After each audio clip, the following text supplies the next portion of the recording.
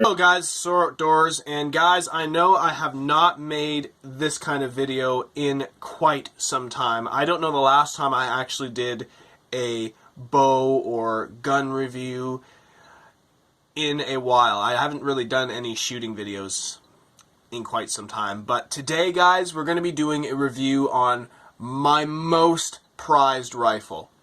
And it is actually not an actual hunting rifle. It is actually an airsoft gun that is truly one of my favorites. And guys, here it is. This is my A&K M1 Grand rifle. And if you guys can see, it actually looks like the actual M1 Grand. I mean, it's got like the wooden construction and the metal receiver and this little bolt here. I gotta say, this gun is a true beauty. So in this video I'm going to show you guys all the neat features on this rifle and a little bit of the history of the actual M1 Grand, and we're going to be taking it out to the range and doing a little bit of shooting. So hope you guys enjoy this video. So I'm going to go through a little bit of the history of the actual M1 Grand itself. The M1 Grand was built and designed by Canadian engineer John C. Garand.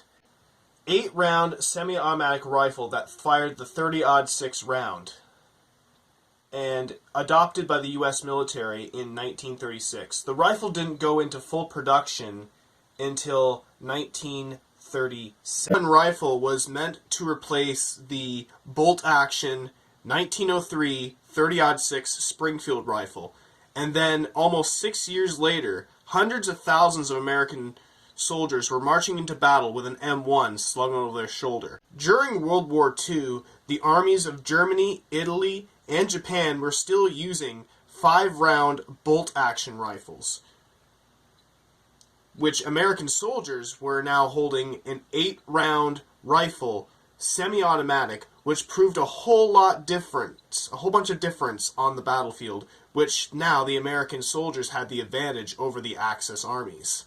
George S. Patton himself said that the M1 Grand was the greatest battle implement ever devised, and it truly did help the American troops help win World War II.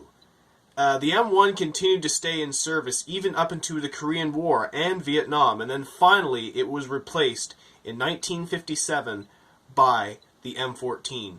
But still, it is one of the most longest serviced rifles within the U.S. military. Still one of the most iconic rifles to ever serve in any conflict. I would have to say, guys, this is truly the rifle that helped win World War II. And so this rifle here is the airsoft version of that rifle. It almost feels realistic to the actual rifle itself. I mean, it has like a wooden frame here, and it has like a metal silver receiver here and the bolt and everything. And I'll show you guys a little bit about the airsoft version. Here is an AEG, and like I said, it has everything like the actual M1. I mean, wooden construction and a silver receiver, but there's also many neat features about this gun here. As you pull the bolt right back here, you can adjust your hop up right underneath here. It fires a 20-round clip. All you gotta do is simply just do this. All you gotta do is simply load the clip in, point it up, and just slam it in. And to release it, you just gotta press this little button on the back here. This little button right here releases it. So this gun is pretty simple, actually. I mean, like, I've already used this gun in only one airsoft match, and it has performed pretty well for me. So that's why I consider this gun my all-time favorite. So anyways, guys, that's pretty much all I got to say about this gun. I mean, I'm not like the biggest airsoft expert, but I got to say the company A&K, they make pretty good guns. Like, my brother has a scale Winchester rifle that he got, which is also an A&K, and it's also a pretty nice gun.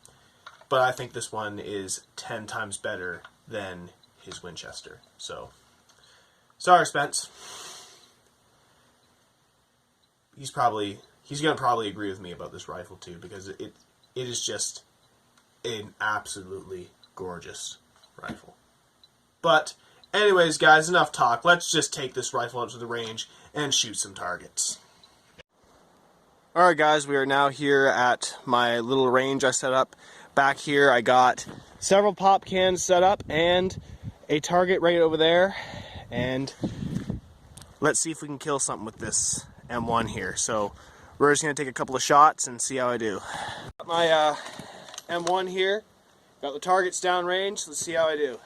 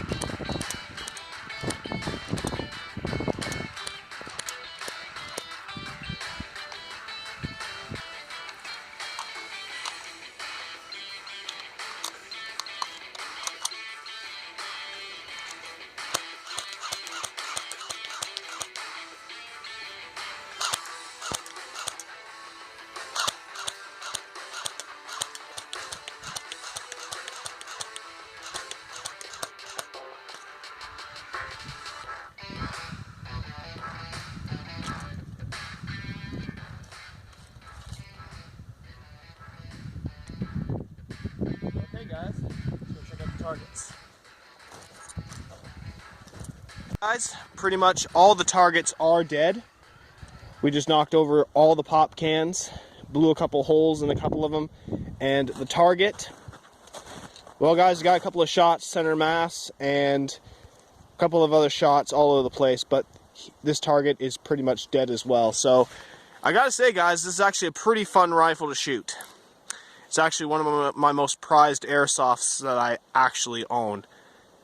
And I have to say, guys, it's probably the funnest gun to shoot. This gun is my baby. This is actually one of my most prized airsoft guns that I actually own. And I gotta say, I love her. So guys, if you guys like this video, make sure you guys put a like, and if you guys are not subscribed to Soro Outdoor Studios, make sure you guys click that subscribe button and click the notification bell when my latest videos are, and I will catch you guys in the next video. Soro Outdoors, signing out.